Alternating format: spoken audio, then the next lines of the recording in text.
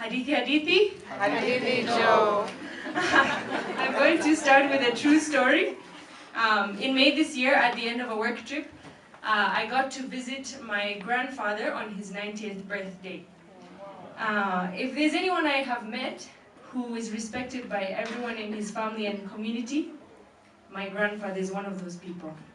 He's my father to my dad, and my grandfather's life is truly a joy. They have 6 children.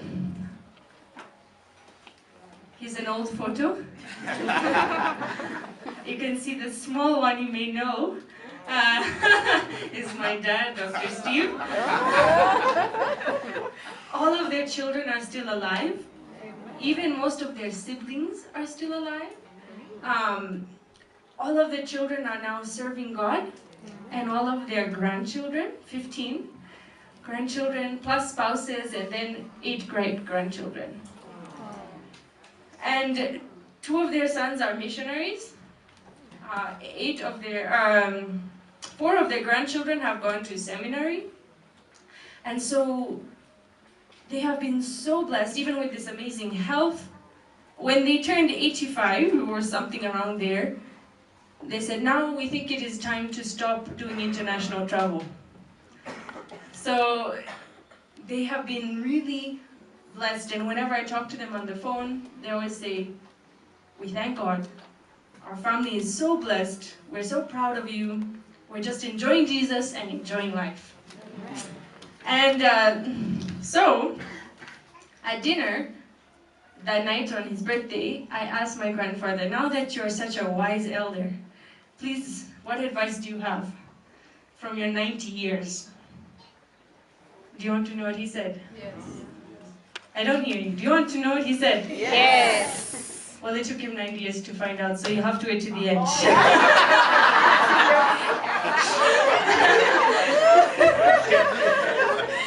So, maybe you can figure out by the end. I want to see if you got the message, and you can guess it by the end. All right. Most of us, I think, are in my situation now, all of you are, wanting to know, how do I live such a blessed life? How do I live a good life? How do I become wise? And you probably are wishing for more guidance in your life. Does anybody wish that they had another mentor? Yeah, I think this is a common desire that we have. And where we should look, if we want wisdom, is really the book of Proverbs in the Bible. So, more than any other book in the Bible, Proverbs is a textbook for life. And I want to pretend like you're a student, and this is your textbook. Proverbs, okay? You know how lots of books have an endorsement on the back with somebody, recommending you should read this? That's in the beginning of the book of Proverbs. In chapter 1, the Proverbs of Solomon, son of David, king of Israel. Now you're thinking, oh my goodness, the wisest man who ever lived is the author or compiler of this book. This is serious. And it tells you, for gaining wisdom and understanding, for understanding words of insight, for receiving instruction in prudent behavior, doing what is right and just and fair, for giving prudence to those who are simple, knowledge and discretion to the young, that the wise listen and add to their learning, and let the discerning get guidance, for understanding parables and proverbs, the sayings and riddles of the wise. That's a lot.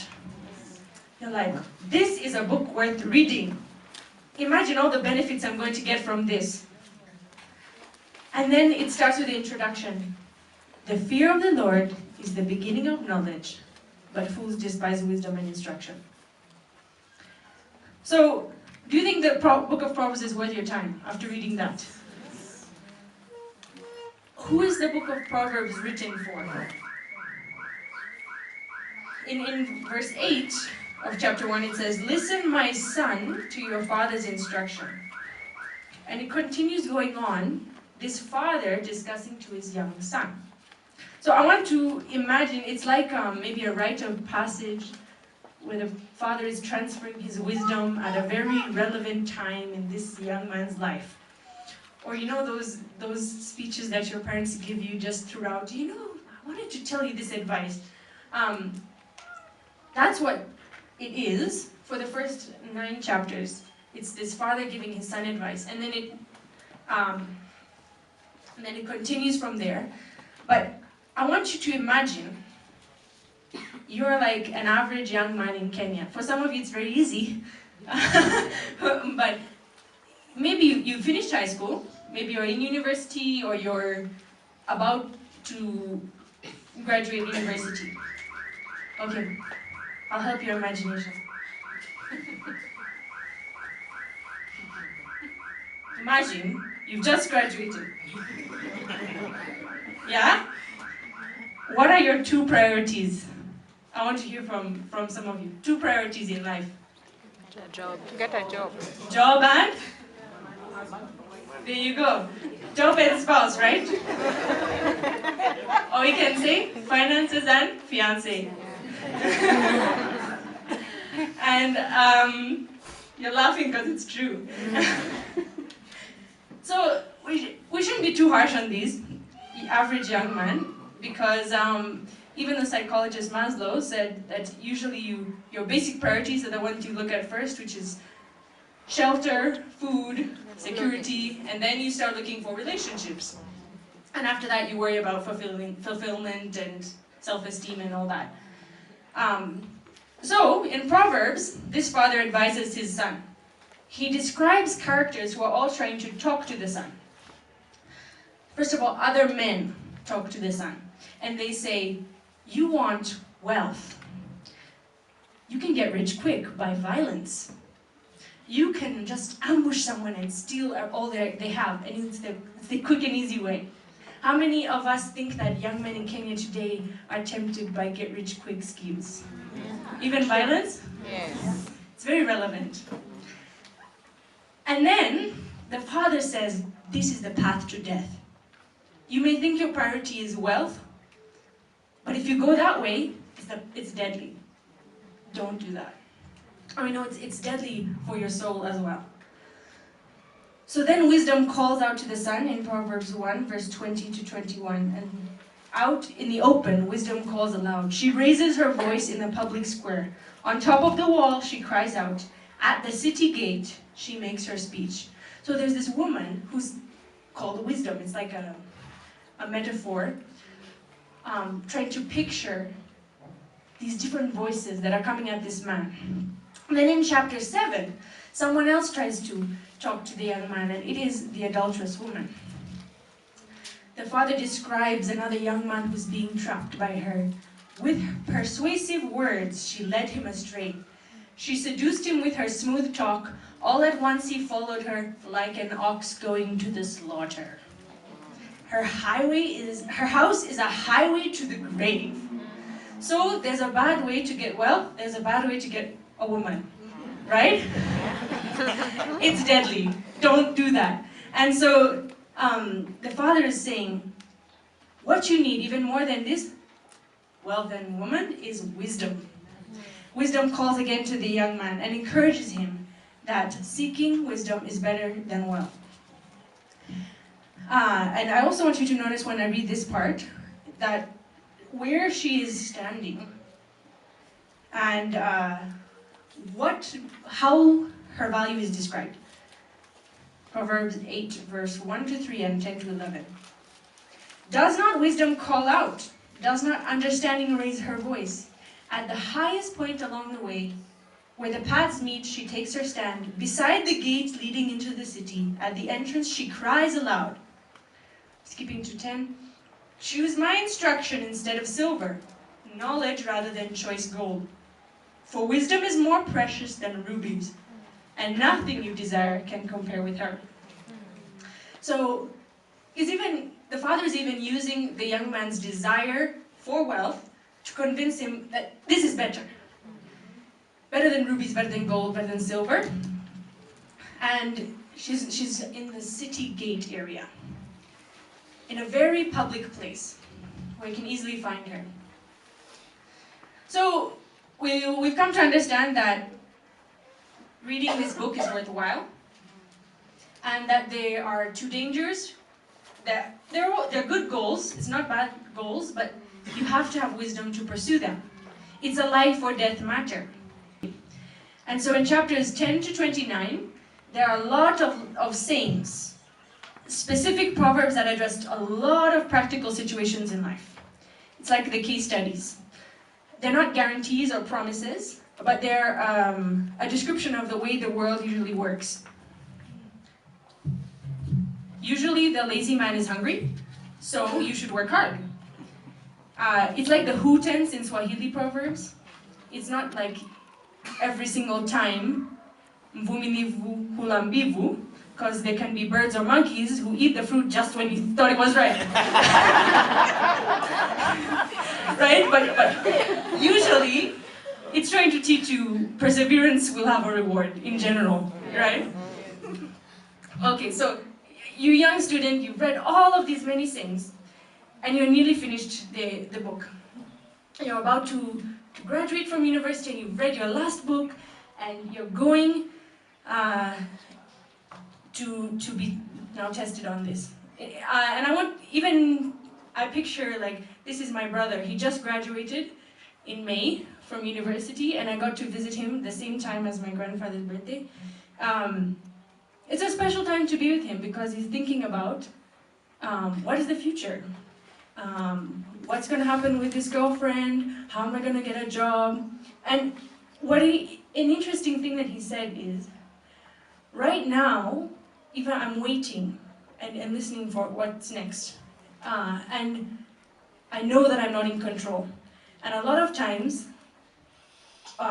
we don't realize that we're not in control. So it's a gift that God had given him in that moment to actually know, oh, this is how life always is. I'm not in control, and I need to trust God.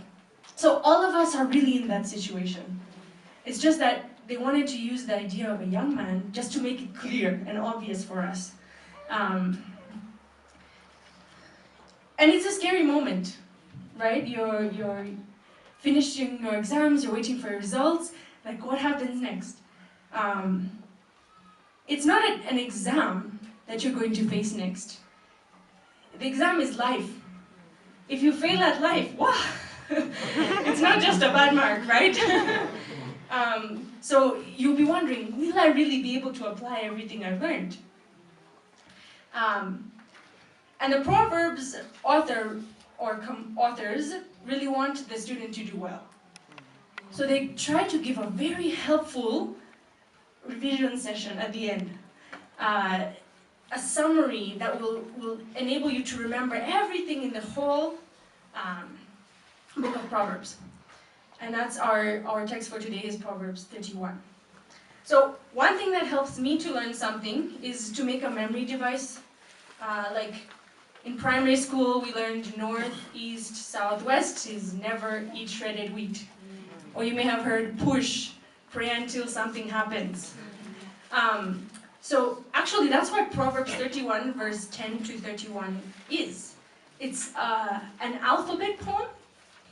So in Hebrew, the first letter of each line is the next letter in the alphabet. And it's an easy way to memorize a poem. And you may know also that poems or songs are easier than just like a textbook. So this very good teacher has also done something else. If you want to remember something, let's say I want you to remember wisdom. Should I walk you through the market and ask you to copy down all the sayings on the kangas? Or should I tell you a story about a person? Which one would you remember? A story about a person. Exactly. So that's what Proverbs 31 does. It gives a story about a person, a woman, who is a summary of all of the wisdom characteristics from the whole book. It starts with a wife of noble character who can find, in one translation. Let me show you why I believe this is not just a random description of a wife stuck on the end of Proverbs, but why I really believe that this is a description of what wisdom looks like. Okay, wisdom in the beginning was a woman. This is another woman. When the father tells his son to listen to wisdom in chapter 4, verse 6 to 9, doesn't it sound like he's encouraging his son to fall in love with wisdom? I'm going to read, do not forsake wisdom, and she will protect you. Love her, and she will watch over you. The beginning of wisdom is this: get wisdom. Though it cost all you have, get understanding. Cherish her, and she will exalt you. Embrace her, and she will honor you. She will give you a garland to grace your head and present you with a glorious crown. Interesting. Then there's another clue in the middle of Proverbs. In chapter 12, verse 4, it says, a wife of noble character is her husband's crown, but a disgraceful wife is like decay in his bones. Wait, I thought that wisdom was the crown. Wisdom, wasn't she the woman who's giving the crown? But now it's saying a wife of noble character is the crown. Are they the same thing? In Proverbs 8:11 it says, wisdom is more precious than rubies, like we read. The second, in fact, part of the first line, a wife of noble character, who can find? She is worth far more than rubies. Interesting. Do you remember when in Proverbs 1 verse 7 it said, the fear of the Lord is the beginning of wisdom? Right. In the last, second to last line here, a woman who fears the Lord is to be praised. So, where was wisdom calling from? Do you remember? I asked you to remember. Her location was? City gate. The last line here, let her works bring her praise at the city gate. Her husband is also respected at the city gate. Are you getting this? It's the same woman. And I want you now to read, I'll read through the poem in Proverbs 31. Listen for all the ways that she's an example of the characteristics we've been talking about in the book of Proverbs. And what her hands do, and how she's different from the adulterous woman. A wife of noble character, who can find? She's worth far more than rubies. Her husband has full confidence in her and lacks nothing of value. She brings him good, not harm, all the days of her life. She selects wool and flax and works with eager hands. She's like the merchant ships bringing her food from afar. She gets up while it is still night and provides food for her family and portions for her female servants. She considers a field and buys it. Out of her earnings she plants a vineyard. She sets about her work vigorously. Her arms are strong for her tasks. She sees that her trading is profitable and her lamp does not go out at night. In her hand she holds the distaff and grasps the spindle with her fingers. That's weaving. She opens her arms to the poor and extends her hands to the needy. When it snows, she has no fear for her household. All of them are clothed in scarlet. She makes coverings for her bed, not the kind that are perfumed like the adulterous woman for a certain purpose, but she's clothed in fine linen and purple. Her husband is respected at the city gate, where he takes his seat among the elders of the land. She makes linen garments and sells them, and supplies the merchants with sashes. She's clothed with strength and dignity, and can laugh at the days to come. She speaks with wisdom, and faithful instruction is on her tongue. She watches over the affairs of her household and does not eat the bread of idleness. Her children arise and call her blessed. Her husband also, and he praises her. Many women do noble things, but you surpass them all. Charm is deceptive, and beauty is fleeting, but a woman who fears the Lord is to be praised. Honor her for all her hands have done, and let her works bring her praise at the city gate. In Proverbs 3:16 it says, long life is in wisdom's right hand, and in her left hand are riches and honor. Do you notice how this wife uses her hands to bring her husband respect, which honor, at the city gate, and to help her household prosper? Riches? Riches and honor in her hands. So basically, young man, if you want finances and a fiancé, you would be wise to look for this kind of woman. And she's the A to the Z. Completely wise. Right? Literally. It's an alphabet poem. Hata ukileta ng'ombe 80, you've gotten a sweet deal.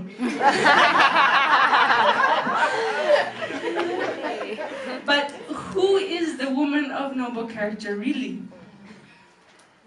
So the topic of this sermon is nobility, but it's not the nobility in the sense of being a nobleman, like a prince or the child of a chief or something like that. The Hebrew phrase for a wife of noble character, that's how it's translated here, actually it could mean either woman or wife. So you don't have to be married for that phrase to be used. And the word for noble character is actually mostly used in context of power. So in Psalms 18 verse 39, it translates that word as, "You armed me with strength for battle." Or Jephthah, the mighty warrior. Or Boaz, a man of wealth. So it's actually about being wealthy and just a warrior. A powerful woman who can find, or a strong woman who can find, might be just as good a translation. And as we've been talking about so far, the book of Proverbs encourages the young man to seek wisdom, to seek it with as much effort or more than he's seeking a wife or wealth. Because they may all be the same thing. Once he has found that woman, do you notice what it tells him to do? There is no command in this poem until the end.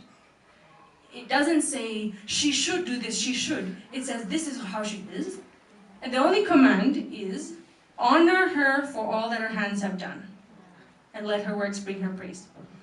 So, the command is not for women in this poem. There's no command for women, except for the children, who should praise their mom, and the husband who should honor her, and the community. But I think we often don't understand that. So many women's ministries often, and lots of speakers and all of these, have not understood this part about this poem. So, how many women are glad that the real message of Proverbs 31 is to appreciate? So, many of us think it's a checklist for the kind of woman you should be if you want to get married, or to be a good wife. But it's not really the point. And if you want to believe that, you can. But to me, Proverbs 31 is like a shopping list, not a cookbook. Okay? A shopping list as in, what should I go looking for the young man? Not a cookbook of, how should I make myself? So, if you try to cook with someone's shopping list, it depends what they're cooking that week. You can find some tea inside your gully, or you can, something weird, right? Yeah, if you want to do it, go ahead, but to me, it's meant to be a guide for the person looking for wisdom or a wife, not an instruction manual for someone to become a certain kind of woman. I don't want you to be frustrated by this cooking with a shopping list. But, okay, that's the basic, the literal meaning of Proverbs 31. Is that young people should avoid get-rich-quick schemes and adultery, and instead seek wisdom, which is often, you can have help in seeking wisdom by getting a godly, hardworking partner. and it's telling husbands and children to appreciate the woman in their family. In fact, in Orthodox Jewish homes, they read this poem every Saturday, which is the Sabbath, to appreciate the wife or mother in the house. They sing it. Yeah. So I want to challenge you to appreciate your wife or mother, if you have, by writing an alphabet poem. If you want. Actually, my dad is good at this. This is actually an alphabet poem. And it's very easy. You just write amazing, brave, caring, dedicated, like that. And you just describe the characteristics of someone to appreciate them. Maybe on their birthday or something. But there's lots of ways you can appreciate. You don't have to do it that way. That's a very literal application. But the point is to, if you have someone wise in your life, appreciate them, yeah, and value wisdom. Maybe if your wife likes public compliments, not everyone does, you can tell her in your community how great she is. Like my grandfather appreciated my mother when he made his birthday speech. Just an idea. But those are the literal applications of Proverbs 31, and I encourage you to do them. But more than all of that, there's another level. Proverbs 31 is telling everyone that loving wisdom will give you a good home and a good life. Okay, remember, usually the language of Proverbs is not a guarantee. But usually, loving wisdom ends up with a good result. Seek wisdom more than any wealth. A woman who fears the Lord is to be praised. The beginning of wisdom is the fear of the Lord. So respect God, who is the wisest one, and the creator of all wisdom. Okay, now, let me give you a way to remember this through a person. An example of a person. The phrase, wife of noble character, or one translation I really like says woman of valor, is used only one other place outside the book of Proverbs in the Bible. And that is spoken by a man who is appreciating a woman of valor in his life, and the two of them experienced really great rewards. Unlike the lady in Proverbs 31, this woman of valor did not have servants or a husband. She was not even an Israelite. She was poor. She was a widow. She was a Moabite. And her name was Ruth. So let me recap the story for you.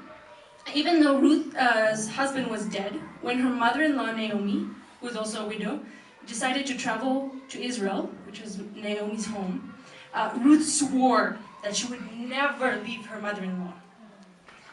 Naomi should have had some family land to return to, like a plot somewhere, but it had been sold because of the famine, yeah? And she did not have enough money to buy it back. Even if she did, she was old, she could not have a son who would inherit it and continue the family name and the family land. And I think you understand this better as Kenyans. That's important, right? So, Ruth said, well, I'll provide for you, I'll go with you. And she went out to get some grain from behind the harvesters, which used to be in the Israelite law. You have to leave some grain for the poor and the widows and the foreigners to collect. So she knew that about the Israelite law, even though she was a Moabite, and she went. She found Boaz, and she realized he's a relative who has the authority to buy back the farm, and he's also wealthy. It's like, this is an option. So, even though the mother-in-law is too old to have a son, Ruth said, I can have a son for you. Like, I'll have a son, but it will be your son.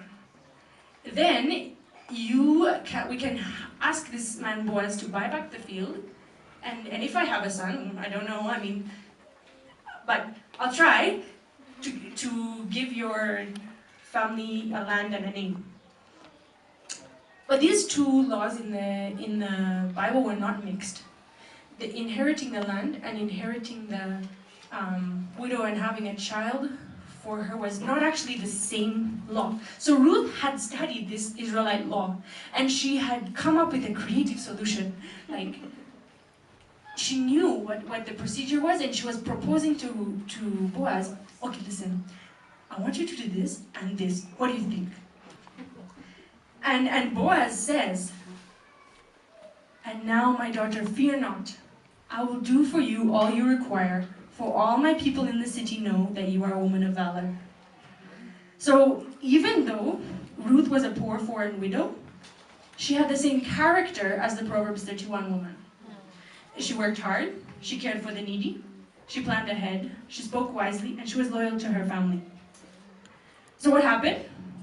Boaz married Ruth, even though, if he had a son with her, and he didn't have other sons, his own estate would go to this other family and then be inherited. So it's a risk for him also. And that's why the other guy, if you remember the story, decided he couldn't afford. So he took a risk. He agreed with her wisdom. And Ruth ended up having a son for Naomi. And in the end, Ruth was blessed at the city gates. Isn't that interesting? Ruth 4, verse 11 to 12 says, then the elders and all the people at the gate said, we are witnesses.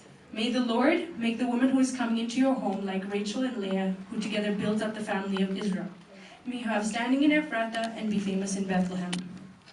Let me ask you, was Ruth, the poor widow, worth more than rubies? Was their wise actions and worth more than rubies? The son of Ruth and Boaz was the grandfather of the great King David, and the great-grandfather to the wise King Solomon, who compiled the book of Proverbs, and the ancestor of Jesus himself. They really did become famous in Bethlehem, by the way. So, yes, far more than rubies. Because Ruth was a wise woman, a woman of valor, and because Boaz recognized her wisdom and joined her work to provide for the needy family. God blessed them in amazing ways. But the wisdom did not come from their own heads. It came from studying and living out God's commands in creative ways to feed poor foreigners and to care for widows. So they were brave enough to act on God's word, even with a risk to themselves. The beginning of their wisdom was in the fear of the Lord. In 1 Corinthians 1, verse 25, Paul says, for the foolishness of God is wiser than human wisdom, and the weakness of God is stronger than human strength. Look at how amazing God's wisdom is to create such just commands. It says a woman of valor who can find, well, God found her all the way in Moab. And put this poem later in the Bible and weaved Ruth into his great plans for history. That's wise. That's why the fear of the Lord begins with God. Wisdom begins with the fear of the Lord. So seek wisdom, which means seek God. You don't earn wisdom just like you don't earn a spouse. You can seek it, and you should, but God is the one who gives it to you.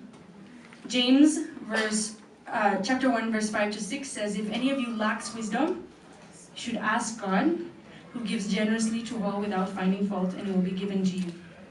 So this is the deeper meaning of Proverbs 31. And yet we so often ignore it and just focus on the marriage part.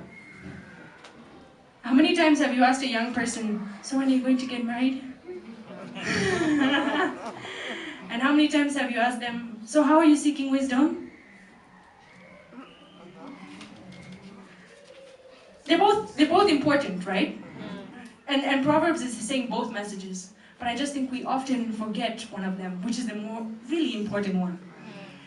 And how many young people spend more time praying for a spouse than praying for wisdom? Right? In Matthew 6, chapter 33, Jesus says, seek first his kingdom and his righteousness, and all these things will be given to you as well. And seek first his kingdom. I thought we were seeking wisdom. Maybe they're the same thing. And just like wisdom, God's kingdom is more valuable than rubies. In Matthew 13, verse 44 to 45, it describes the joy of seeking God's kingdom. The kingdom of heaven is like treasure hidden in a field. When a man found it, he hid it again, and then in his joy went and sold all he had and bought that field. Again, the kingdom of heaven is like a merchant looking for fine pearls. When he found one of great value, he went away and sold everything he had and bought it. So, the kingdom of heaven, the wisdom of God, is more valuable than rubies or pearls or treasure. It is more valuable than everything you have. And Jesus believed that. Jesus is the wisdom of God himself. God knew that even though we read through the whole textbook of life in the Bible, you might still need a real person as an example. And so 1 Corinthians 1, verse 30 says, "It is because of God that you are in Christ Jesus, who has become for us the wisdom of God," wisdom from God. Jesus believed that the kingdom of God was worth sacrificing everything for. He left his throne of glory to give himself up for God's kingdom to come. 2 Corinthians 8 verse 9 says, "For you know the grace of our Lord Jesus Christ, that though he was rich, he became poor for your sake, so that through his poverty you might become rich." He showed us how to live and die for God's kingdom. And Jesus submitted to the Father's wisdom, even when it meant sacrificing his life. Just before he died, the Bible tells us in Matthew 26, verse 39, that Jesus prayed, "My Father, if it is possible, may this cup be taken from me, yet not as I will, but as you will." And God's wisdom is so profound. Paul says in Romans 11, verse 33 to 36, "Oh, the depth of the riches of the wisdom and knowledge of God. How unsearchable his judgments and his paths beyond tracing out. Who has known the mind of the Lord, or who has been his counselor? Who has ever given to God that God should repay them? For from him and through him and for him are all things. To him be the glory forever." So, really, wisdom comes from God. The kingdom of God, obviously, is from God. And Jesus himself is wisdom, showing us what the fear of the Lord really looks like. I want to ask you, how much do you value the kingdom of heaven? How much do you seek wisdom? Enough to study a course on it? Enough to write a poem about it? Enough to spend your life searching for it? Enough to sell all you have for it? Enough to die for it?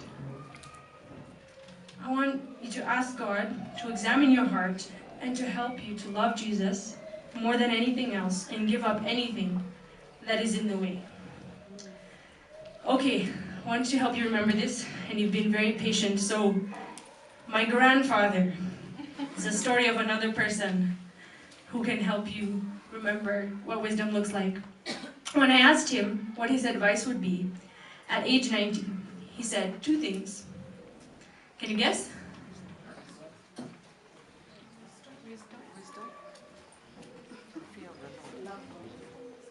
Yes, love God and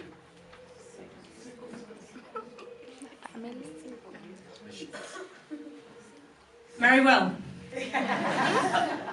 The person you marry can be an incredible asset to your ministry, or they can be a distraction, he said. Your grandma Ruth, isn't that interesting, has loved ministry more than even I did sometimes. Without her, I could not have kept going. And then, of course, trust God. When I was a young man, God called me to be a pastor.